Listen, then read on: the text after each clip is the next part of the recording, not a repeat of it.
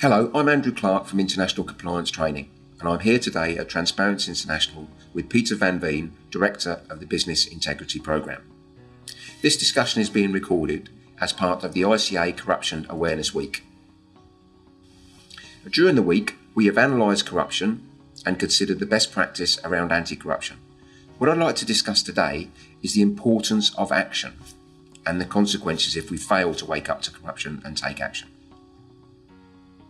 So Peter, in your view, what would be the main consequences for a jurisdiction that failed to address corruption, whether that was a developing country or an international financial centre? The implications are quite wide and quite deep-rooted often. So the most obvious impact is for business in terms of being able to, whether there's a level playing field. Have you got a fair access to the market? Are people buying your product on specification and on quality, or on the size of the bribe that you're paying? Are they hiring you for your expertise, the quality of your services, or for your connections? Or is that the only way that you're going to get business in those countries? So it's about level playing field for business to start off with. It also adds cost to business. If you have to pay bribes, it is an extra tax, if you like, that will end up being passed on to consumers. Consumers end up paying more for a substandard product, especially if the product is not being bought on specification or commissioned on maybe out of date. We've certainly heard of cases where materials were bought by governments which were totally out of date and would never have passed quality control in the UK or in France, for example, so old stock and so forth. So that's the second part of the impact, is the quality of service delivery for citizens. Are they getting a service or be it a health service, roads, education, that is commensurate with the amount of money that's spent on these services? But that's also part of the problem. Often this money isn't even spent on the services required. The money goes missing. This is the other form of corruption, the third point, where people don't have access to healthcare, they don't have access to education, because the money goes missing and lines the pockets of politicians, senior civil servants, and it never actually makes it to the classroom. And the further away you get from the centers of power and the capital, the bigger the problem tends to become. Fourthly, it undermines public confidence in officials, in public officials, in the police, in judiciary, if they think that they're going to operate to the highest bidder rather than do their duty with care and to the standard that they're asked to do it. So if you don't have money, you don't get justice. If you don't have money, even if you're not at fault, you're likely to be at fault if there's an accident, because if the other person can bribe the police, it's always going to be your fault. So it reduces the quality of life considerably. It creates all sorts of issues. And finally, it also leads to all sorts of other issues. It leads to instability. It leads to lack of security, where criminal organizations can pay off the police to operate with impunity and peddle drugs or human trafficking. It also leads to environmental destruction, where permits for land which should never have been awarded because they're parts of national parks are awarded because, again, one can bribe yourself to actually getting legal title to be able to explore or mine in what might be national park. This is certainly happening in places like Indonesia, in pristine forests, which should be protected, but are logged illegally for palm oil. But it also enables and facilitates human trafficking, indentured labor, child labor, and all sorts of other societal ills. So it's not a one-dimensional challenge. It leads to a whole host of other issues which become quite deep-rooted and quite difficult to attack. But it really requires the attacking of the corruption in the first place to be able to address these much wider set of big challenges that those societies face. So if one looks at our corruption perceptions index map of the world, you'll see the countries where corruption is most prevalent as red. But that only tells half the story. That tells you where corruption is most likely to occur. It does not tell you where the money ends up. And this is where I think the financial centers clearly have a role to play, because that is where corrupt money ends up. Not just corrupt money, but the proceeds of crime, of all sorts of criminal activities. And that's where the duty for those working in financial centres really is to try and reduce those money flows coming in. And whether one is complicit knowingly or unknowingly, which is more often the case, it requires substantial strengthening of systems to tackle those challenges. So the onus is also on clearly those working in compliance and in anti-money laundering to exercise their job carefully and dutifully to help everyone tackle that particular challenge. We've seen many enforcement cases by the United States under the Foreign Corrupt Practices Act, and more recently in the UK with the UK Bribery Act. In reality, what do you think is the actual deterrent effect of enforcement? I mean, I think it's actually a massive deterrent. I think one heard many anecdotal comments around the lack of enforcement of the Bribery Act in the first kind of 5 years, and people saying, well, this hasn't really got teeth, why should we have bothered? I think that's the wrong attitude, clearly, because one shouldn't just look at the law to dictate what is good behavior. Clearly, I think most people understand that paying a bribe is the wrong thing. But law and enforcement is a big driver in terms of real compliance, not just window dressing and a tick box exercise. It really helps focus the mind of management. I am absolutely sure that the deferred prosecution agreement with Rolls-Royce has focused the minds of the management of Rolls-Royce. I would be absolutely sure of that. So I do think prosecutions and deferred prosecution agreements have a significant impact, not just in the company, but in their industry and more widely. People will be looking very carefully at Rolls-Royce and saying, okay, could that be us? Do we have skeletons in the cupboard that we don't know about as new management? And let's not forget the Rolls-Royce case. Some of the examples or some of the cases mentioned within the DPA go back almost 30 years. I'd be very surprised if anyone involved in Rolls-Royce now has intimate knowledge necessarily of that exact deal and that exact transaction 30 years ago. So it's entirely possible in an organization that some of these cases, that there might be historical cases that one might not know about. So how do you so it's about drawing a line in the sand, it's about moving on, but clearly the prosecutions really force companies to confront that past way of doing business and to make a very clear, conscious decision and statement about the road ahead and changing the way they do business. And the chair of Global Transparency International recently said that corruption is not inevitable and that working together we can create a cleaner, safer and more just world. How would you suggest that the viewers of our discussion can engage with that aim? Well, there are lots of things people working in compliance, working in companies can do in this regard. Clearly, the very first thing is don't pay bribes. It's very obvious, but it's worth just reiterating this, is that any form of bribery, no matter how small, further reinforces bribery in that particular system. So don't be part of that problem. Help you and your colleagues not fuel what is a corrupt system. So that's step one. I mean, that's an obvious and easy one, not always as easy as it sounds, but it's an important one. So the other way compliance officials can really help, and those working in compliance can really help their colleagues, is to inform them, is to support them and inform them of what the local challenges are and how to get around those, how to deal with those. Often there are smart approaches to these things by locals. There might be some way around it, be it a border crossing that's particularly difficult. There might be an alternative border crossing. There might be a way to get through that without necessarily having to pay the bribe, as one example.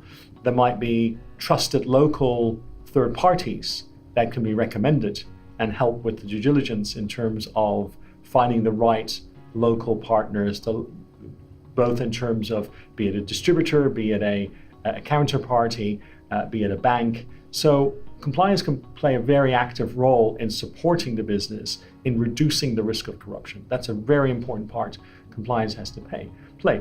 The other part compliance can help with is some of the more creative aspects of trying to counter bribery, which are things like collective action. Are there industry initiatives where industry gets together and tries to address the root causes of some of these challenges? And one can look at, for example, the Maritime Anti-Corruption Network, which is a group of all the largest shipping companies in the world. All their compliance people get together, and they're looking for ways to reduce corruption in some of the bigger ports and some of the more challenging ports around the world. And they get together with government and civil society, and they work out ways, along with unions and others, and they work out ways to actually address the causes of corruption in those ports. Now, they have a couple of examples already where that has worked considerably well, and it's a template.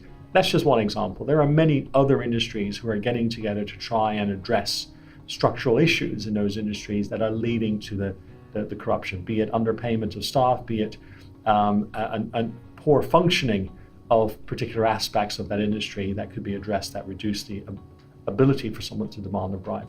So compliance can play a very active role in supporting the business, in reducing first the risk, avoiding payment of bribes, and then also helping actually change the way the business does business in a way that's much more sustainable, much less prone to bribery. So I think compliance officials and those working in compliance, legal counsels have a huge opportunity to really make an impact here and to really help us deliver that mission, which is a world free of corruption. So to summarise, what would you consider the consequences of failing to wake up to corruption? So Andrew, I think the real challenge here is that if corruption is not addressed, if people just go through a tick box exercise, nothing changes. Corruption risk does not go down. Staff are going to be confronted by real challenges on the ground. And some of these challenges come with a real health and safety risk, if not a personal harm, potential for harm. A demand for a bribe does not always come with a smile. So reducing colleagues' exposure to these type of what could be potentially dangerous situations, isn't a nice to have. In some cases, it's going to be pretty essential. So not tackling this and just taking a tick box exercise is very risky for the individual colleague, but also for the firm that you work for, because you could be the next Rolls Royce, you could be the next, pick any number of organizations that have been in court, not just in the UK. I mean, one could look at some of the companies who've been prosecuted in China or are mentioned in scandals in Indonesia or in India. Everyone is starting to increase enforcement. Most countries are modernizing their anti-bribery laws, making it easier to prosecute. Often, the onus is just with the UK Bribery Act, the onus is on the company to prove they have adequate procedures in place. So tick box exercise is clearly not good enough anymore.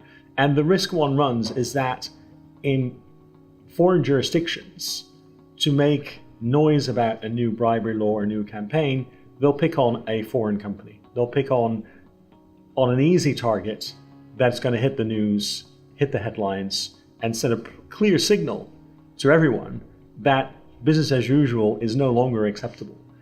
Exactly what's happened in China, exactly what's happening in a number of other jurisdictions. So I think a complacent approach is not just negligent on behalf of your employer, but I think it's highly dangerous for your colleagues. They could well end up sitting in a jail somewhere abroad, wondering how they've managed to get themselves into this difficult situation, which could have been entirely avoidable. So I think there are that's a very narrow focus as to why people should take this seriously. Clearly, the big story here is if people don't tackle corruption, it continues to affect the lives of the citizens and the communities where your business operates. That includes some of your colleagues who are going to have to continue to pay bribes to get access to basic services. I mean, that's what we're all trying to tackle. So one needs to lead by example, and the way to show staff on the ground everywhere that you take this seriously and that you really care to make their life better as well is to take a pretty strong stance against bribery. I think we're all interested in a level playing field where everyone can compete on the quality of their service, the quality of their product, and the specification of what they're providing, and not on the basis of who's got the deepest pockets or the best connections. I'm here today at Transparency International to meet Rachel Davies Teka, the Head of Advocacy for Transparency International UK. So Rachel, in your view, are the consequences for a jurisdiction that fails to effectively address corruption? Corruption and the impunity afforded by money laundering are major drivers of global poverty. So let's look at a developing nation, for example. Thinking of Equatorial Guinea, it should be a rich country. It has rich natural resources, but yet 77% of people there live in poverty. 35% of people die by the time they're 40. And yet they have people connected to government who earn between $4,000 to $5,000 a month, but yet they own mansions overseas worth £35 million and very expensive cars. And there's a real problem when people steal public money, because they're not just stealing money that's lying around, they're stealing money that's meant for healthcare, for education, for infrastructure, and countries suffer when that happens. And let's look at the other side of the coin. So corrupt individuals cannot steal public funds unless they have a safe place to hide them, and the UK is one such safe place. We are helping to facilitate global corruption, and that's a problem for us too, because the holes in the UK system that facilitate illicit money flowing through also facilitate terrorist financing, for example, which is a threat to our national security. They also allow illicit finance to come into the country and to be plugged in and driven into sectors that make it harder for ordinary people to engage with those sectors, for example, the property market. I think it's really important to have strong, robust anti-corruption defences in place, and I think everyone needs to understand the part that they play in actually being part of that front line against corruption. So let's look at the private sector in London.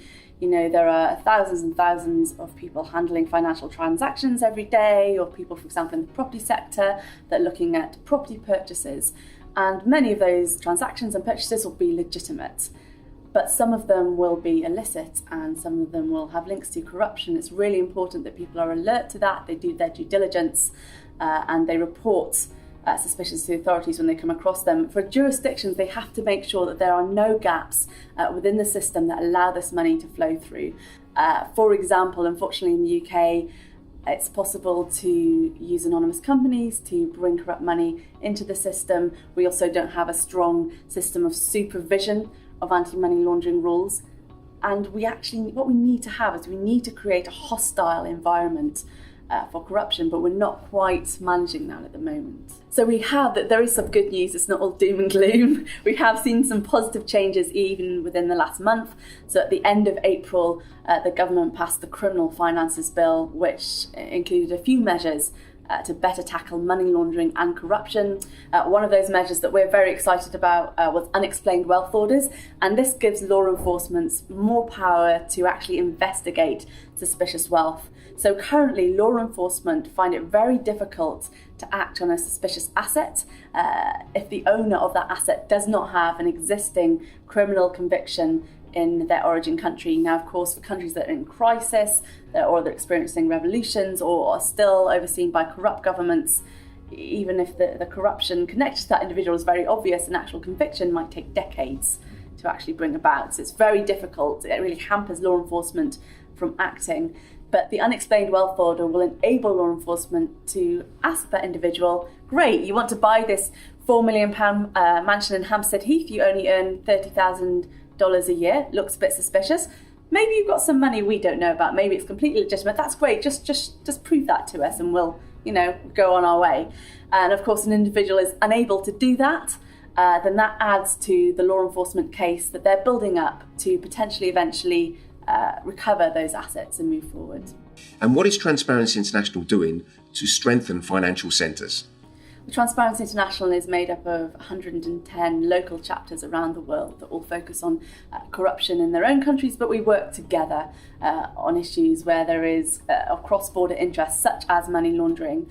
And in the UK, we've been looking at the UK's role as a centre for money laundering for about 10 years now, and looking at the holes in the UK system. Where are the gaps that the government should be plugging? Where should they be making regulation tighter? But also, how do we create an environment so that it's easier for businesses to do checks on who their clients really are? So at the moment, we obviously have the secrecy that the overseas territories, like the British Virgin Islands, offer in terms of, you can open a company in some of these territories or even overseas in places like Nevada, and there's no public information on who really owns those companies, and that makes it difficult for businesses to know who they're really doing business with. It makes it difficult for compliance officers when they're doing their due diligence to find out, well, who is really making that transaction. So we're working hard on issues like that to make sure that the government brings more transparency, to make sure that the government tightens up the loopholes that allow corrupt money to flow through, so that people in business can do their job better and more effectively. We've seen many enforcement cases by the United States under the Foreign Corrupt Practices Act, and more recently in the UK with the UK Bribery Act. In reality, what do you think is the actual deterrent effect of enforcement? I think it really depends on the levels of enforcement. So fines have to be proportionate if they're going to be a sufficient deterrent. Let's look at the UK system again. We're concerned with the supervision of anti-money laundering rules in the UK. There are currently 27 different supervisory bodies overseeing high-risk sectors such as luxury goods and property in the financial sector, and this has led to quite an inconsistent approach, especially in terms of enforcement across these different sectors. And we also think that the fines that are being given out are not proportionate to the damage that's being done. So let's look at the property sector, for example. So HMRC oversees the property sector anti-money laundering rules in that sector, as well as about 6 other sectors as well. And in one recent 12-month period, I think the average fine they handed out was £1,134, whereas someone working in the property sector could probably make a commission of £20,000 on one property valued at around £1 million. And so if I was working in the property sector, I don't know if that would be a big enough deterrent for me to make sure I'm reporting any suspicions that I have. So we do believe that something needs to be done in that area, particularly in the UK. So to summarise, what would you consider the consequences of failing to wake up to corruption? The consequences could be far-reaching. I think it's really important to prevent corruption, because once corruption takes hold of an institution or a sector, it can be like a cancer, and it can be very, very difficult to eradicate. And we're already seeing some of the consequences of corruption in the UK on ordinary people and on ordinary citizens. So some of the work we've done on the property market, we've done a lot of analysis, particularly on homes in London. So we believe that billions of pounds of investment are flooding the London property market, driven by either corrupt money or legitimate money that's fleeing corruption and insecurity overseas and exacerbating the housing crisis. And we're coming to a place where we're seeing house prices rise. We're moving to a place where we're seeing an increase in empty homes in London, when there are many people that need housing, and also a redirection of developers' priorities towards luxury housing rather than building housing for ordinary people that want to live in those homes. I think institutions and sectors need to make sure that they are bulwarks against corruption, and the way to do that is to make sure they're transparent, they're accountable, and they have the correct anti-corruption defences in place. And the chair of Global Transparency International recently said that corruption is not inevitable, and that working together we can create a cleaner, safer and more just world. How would you suggest that the viewers of our discussion can engage with that aim? I think it's remembering that if we're going to fight corruption, we need to be a coalition from different sectors, from the NGO sector, from government, from business. We need to be working together to do this. And I would imagine many of your viewers would actually be on the front line in terms of the defences against corruption. They would be the people that might be spotting some suspicious transactions flowing through their businesses. And I would really encourage them to be on the lookout to make sure they do enhanced due diligence on any suspicious clients, or even clients that are, for example, connected to public money overseas, and make sure they report those suspicions to the National Crime Agency, because the work that they do, the work that people in compliance do, could actually put a halt to the looting of public money from overseas, and could actually make quite a big difference to the lives of many, many people.